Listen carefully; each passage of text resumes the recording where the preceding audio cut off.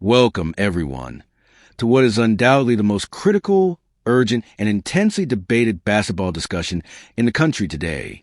We are standing at an absolute precipice in the landscape of Philippine basketball, looking at a situation that has ignited the entire nation, sparked countless debates in every corner of the archipelago, and left millions of passionate basketball fans asking some incredibly heavy questions. Today, we are tackling a headline that has been echoing across social media platforms, sports forums, and living rooms from Manila to Mindanao. Do not waste Gilas Pilipinas in this upcoming third window. And, perhaps even more explosively, we must address the massive, viral rumor that has set the internet absolutely ablaze over the past several days. Has Coach Tim Cone actually resigned from his post as the head architect of the national team? We are going to address these rumors, these massive requests, and these desperate pleas from the fans to the Samahang basketball in Pilipinas and the Gilas management. Let us set the stage and summarize exactly why the panic button is being smashed by so many supporters right now. We have just witnessed a truly heartbreaking, agonizing, and deflating second window of the FIBA World Cup 2027 Asian qualifiers. We marched into the Mall of Asia Arena, our impenetrable fortress, our sacred home ground, with the expectations of an entire basketball-crazy nation resting squarely on the shoulders of our 12 warriors. The hype was monumental. We were riding the high of an undefeated start from the first window, carrying a perfect 2-0 record after dominating Guam, and we fully believed that we were ready to defend our home court against two of the absolute heavyweights of the Asia-Pacific region, the New Zealand Tall Blacks and the Australian Boomers. But reality, as it often does in the unforgiving arena of international basketball, delivered a harsh, brutal, and staggering wake-up call. We were handed two consecutive, agonizing defeats right in our own backyard. First, an absolute nail-biter, a defensive dogfight against New Zealand that ended in a devastating 69-66 loss, where we watched Dwight Ramos launch a potential game-tying three-pointer in the dying seconds that tragically just would not fall. And then, just when we thought we could bounce back and salvage the window, we collided with a terrifyingly disciplined and relentless Australian squad. For one half of basketball, we stood toe-to-toe with the Giants. We went into the locker room trailing by only 5 points, down 38-33, and the arena was vibrating with the belief that a monumental upset was brewing. But then came the catastrophic third quarter, a horrific collapse where the Boomers absolutely turned up the heat, executing with clinical precision, capitalizing on every single mistake, and unleashing a massive scoring avalanche that ultimately buried Gilas Pilipinas in a crushing, unwatchable 93-66 blowout. A 27-point demolition on our own floor. The immediate aftermath of this disaster was absolute chaos. The emotional toll of watching our beloved national team unravel in front of a packed, fiercely loyal home crowd was palpable. And in the vacuum of that devastating silence, the rumors began to swirl. Desperate, sensationalist whispers began circulating online. Clickbait titles flooded YouTube and Facebook, claiming that the legendary coach Tim Cone, the winningest mentor in Philippine Basketball Association history, had finally thrown in the towel. The narrative being spun was that the pressure was too immense, the systemic issues too complex, and the sting of the Australian blowout too painful, leading him to supposedly resign from a Gilas program to return exclusively to the comforts of coaching Barangay Ginebra San Miguel. Panic ensued. Fans began circulating petitions, creating videos, and raising their voices in a unified, desperate request to the SBP. Please, do not let this program fall apart. Do not waste the incredible potential, the sacrifices, and the foundation that has been built for the specific Gilas Pilipinas iteration. Do not waste this team as we approach the monumental third window. The stakes could not be higher, the emotions could not be rawer, and the need for clarity could not be more absolute. The fans are hurting, the players are hurting, and the coaching staff is facing an intense, grueling period of introspection. This introduction serves as your ultimate hook, because what we are dealing with here is not just a couple lost basketball games. We are dealing with the very soul, the trajectory, and the fragile continuity of the Philippine national basketball program. We're talking about the agonizing realization that despite all the heart, all the pusso we bring to the floor, there's a gaping chasm between fighting hard and executing at the elite, world-class level required to conquer teams like Australia, The rumor mill wants you to believe that the sky is falling, that Coach Tim Cone is walking away from the monumental task he accepted, and that we are back to square one. But is that the truth? Is the architect abandoning the blueprint? Or is this massive wave of resignation rumors simply the byproduct of a passionate fan base that does not know how to process a 27-point home defeat? Grab your seats, lock in, and prepare yourselves for the most comprehensive breakdown you'll find anywhere on the internet today. We are about to tear through the noise, separate the absolute facts from the viral fiction, and lay out exactly what happened, what is currently happening behind closed doors, and what absolutely must happen if we're going to survive the incredibly daunting third window this coming July. This is not just news. This is a State of the Union address for Gilas Pilipinas. Let us transition directly into the deep dive of the situation, peeling back the layers of this entire controversy piece by agonizing piece. We will begin by addressing the elephant in the room, the massive storm cloud hovering over the national team, the alleged resignation of head coach Tim Cone. Let me be unequivocally clear, speaking directly to the facts on the ground as they stand right now. Coach Tim Cone has not resigned. I repeat, Coach Tim Cone has not stepped down from his position as the head coach of Gilas Pilipinas. The videos you are seeing, the sensationalized thumbnails claiming he is walking away to focus solely on Ginebra, are categorically false. They are reactionary noise generated in the heat of a very painful moment. To understand why Coach Cone is not leaving, we have to listen to his exact words following that brutal defeat to the Australian Boomers.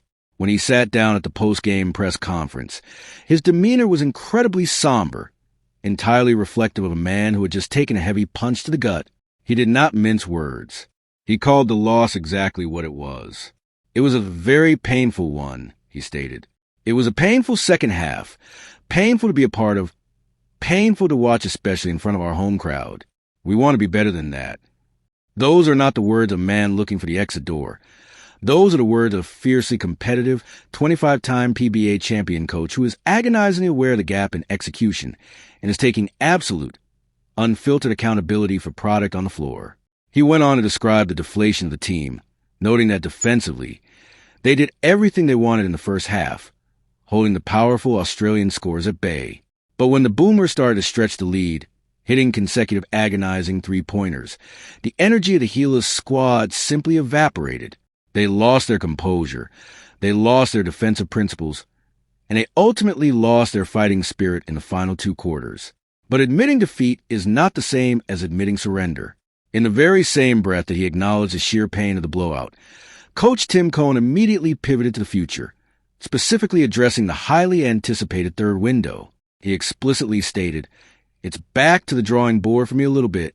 I think we're going to have to look a little bit at our offense and maybe try to simplify things a little more." He talked about looking forward to July, noting that it is always a special and honorable thing to reconvene this specific group of players, and declaring with absolute conviction that the team will come back with renewed fire. He is already analyzing the geographical and elemental challenges of the next window, pointing out that we will be traveling down under during the Australian and New Zealand winter, preparing his team for colder weather, colder gyms, and a completely different atmospheric feel. A coach who has resigned does not map out the climate conditions for a road trip 4 months in advance. Coach Tim Cone is entrenched. He is locked in. He is staying the course. Now, let us analyze why the fans are so terrified of wasting this window, and why there is a massive request, a nationwide plea, directed at the Gilas management. The fear stems from the glaring, undeniable offensive struggles we witnessed in Window 2 against New Zealand. Our shooting was nothing short of abysmal. We shot an agonizing 32.5% from the field, making only 26 of our 80 attempts. From beyond the arc, it was a nightmare, shooting an incredibly poor 18.9%.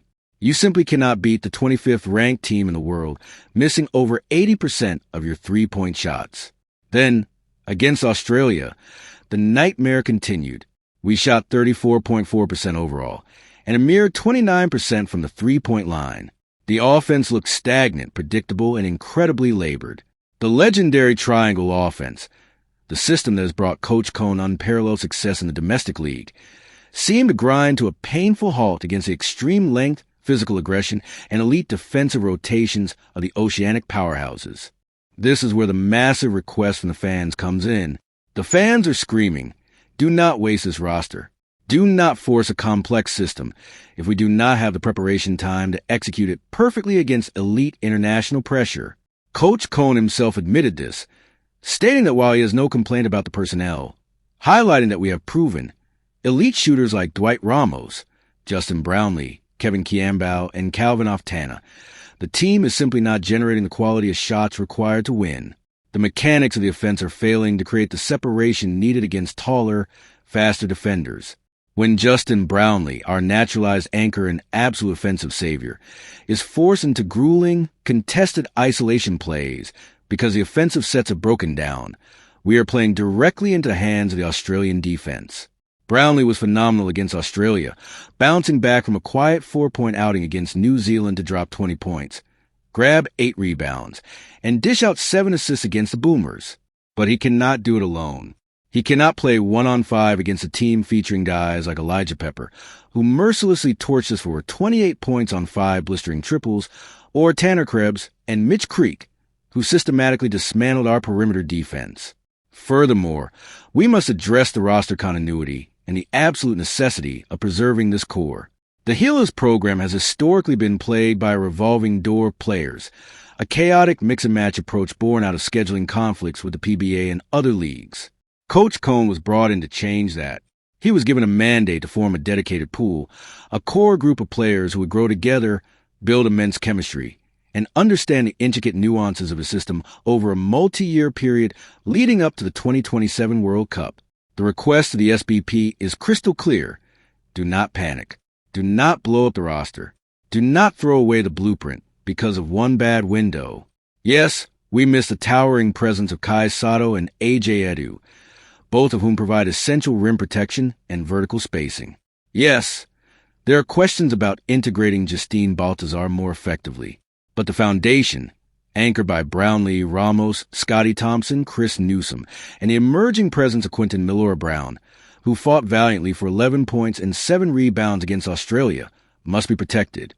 We cannot afford to regress to the dark days of assembling a team 2 weeks before a tournament. The third window, scheduled for July, is a terrifying prospect. We have to travel into hostile territory. We have to play New Zealand and Auckland and Australia on their home floor. It is going to be cold, it is going to be brutal, and the crowds will be entirely against us. Despite the fact that we have mathematically secured our progression to the second round of qualifiers, thanks to our 2 wins over Guam and New Zealand's victory over Guam, this upcoming window is absolutely vital for pride, for FIBA ranking points, and most importantly, for establishing a winning culture. We cannot be a team that only beats the lower-ranked nations and folds completely when confronted by the global elites. We cannot allow the psychological damage of the Australian blowout to fester and become a permanent mental block. The coaching staff must analyze every single frame of that second-half collapse. Why did the energy drop? Why did the defensive rotation stop? Why did we look so helpless when Elijah Pepper started firing from deep? This deep dive reveals that the issue is not a lack of talent, and it is certainly not a lack of a dedicated head coach. The issue is adaptation. The issue is finding a way to simplify the offensive flow, as Coach Cohn noted, to empower our shooters, to create faster, more decisive ball movement, and to maintain our defensive intensity for 40 full minutes, not just 20. As we draw this incredibly extensive and deeply analytical discussion to a close, we must return to the absolute core of why this matters so deeply to millions of Filipinos. Basketball in the Philippines is not merely a recreational sport. It is a profound cultural phenomenon, a shared national language, and a powerful source of collective identity and immense pride. When Gilas Pilipinas steps onto the hardwood, they are carrying the incredibly heavy, emotional weight of over 100 million people who look to this team for inspiration, for joy, and for validation on the global stage. The heartbreak we all felt watching that devastating 27-point deficit expand against the Australian Boomers was not just a disappointment of a lost athletic contest. It was a collective bruising of our national sporting ego.